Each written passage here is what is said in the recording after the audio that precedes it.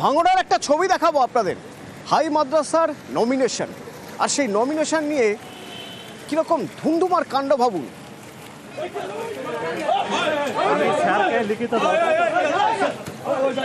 ISF Trinamool রীতিমতো হাতাহাতি,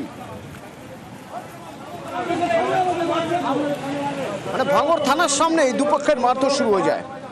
এমন অবস্থা, ভাঙড় থানা থেকে পরিস্থিতি নিয়ন্ত্রণে পুলিশকে লাঠি চালাতে হয়।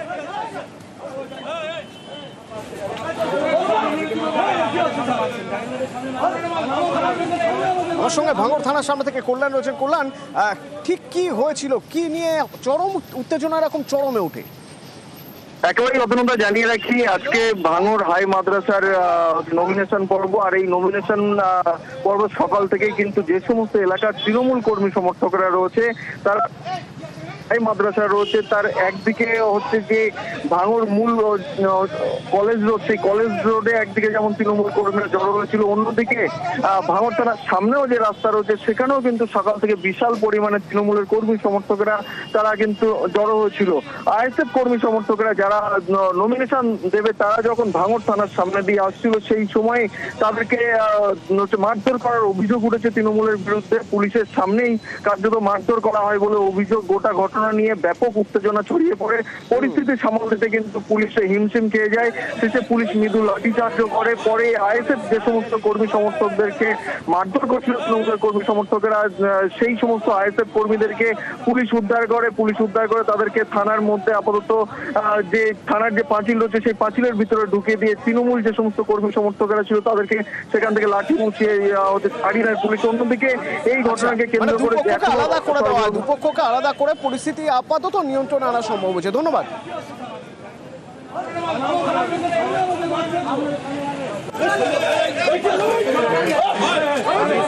লিখিত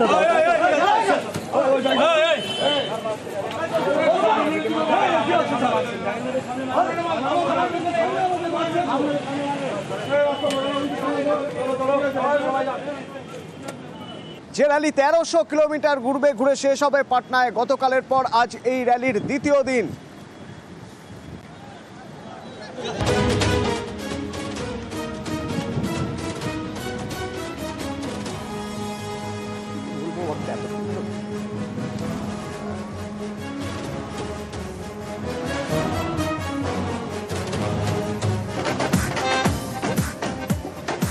পয়লা সেপ্টেম্বর পর্যন্ত চলবে এই কর্মসূচি। সংবিধান রক্ষার ডাক দিয়ে ভোটার অধিকার যাত্রা, যা শেষ হবে পাটনায়।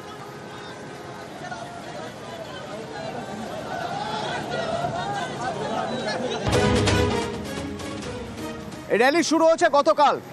সাসারামের মঞ্চে দেখা গেল রাহুল গান্ধী, লালু প্রসাদ যাদব এবং ভোট চুরি নিয়ে সরব হলেন সবাই। और इनकी आखिरी साजिश ये है कि बिहार में एसआईआर करके नए वोटरों को जोड़कर वोटरों को काटकर ये बिहार का चुनाव चोरी करें। जब चुनाव आयोग के कंधे पर बंदूक रखकर भारत के मतदाताओं को निशाना बनाकर राजनीति की जा रही हो, तो आज चुनाव आयोग सबको स्पष्ट करना चाहता है कि चुनाव आयोग बिना किसी भेदभाव के चट्टान की तरह खड़ा था, खड़ा है और खड़ा रहेगा।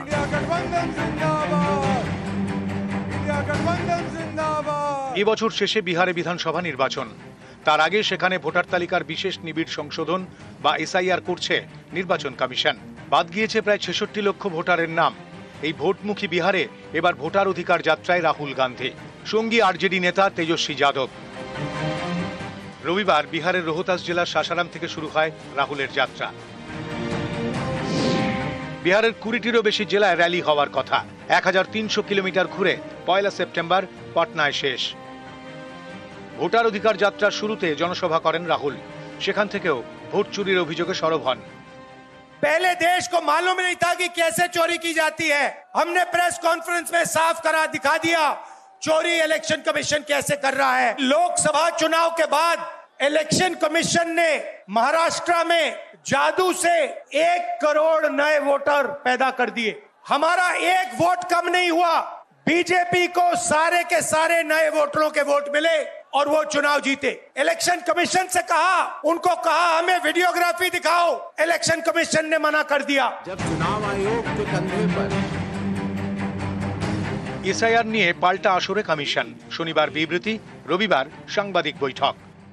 जब चुनाव आयोग के कंधे पर बंदूक रखकर भारत के मतदाताओं को निशाना बनाकर राजनीति की जा रही हो, तो आज चुनाव आयोग सबको स्पष्ट करना चाहता है कि चुनाव आयोग निडरता के साथ सभी गरीब, अमीर और सभी धर्मों के मतदाताओं के साथ बिना किसी भेदभाव के चट्टान की तरह खड़ा था, खड़ा है और खड़ा रहेगा। चुनाव आयोग के लिए न तो कोई विपक्ष है, न तो कोई पक्ष है, सब समकक्ष हैं।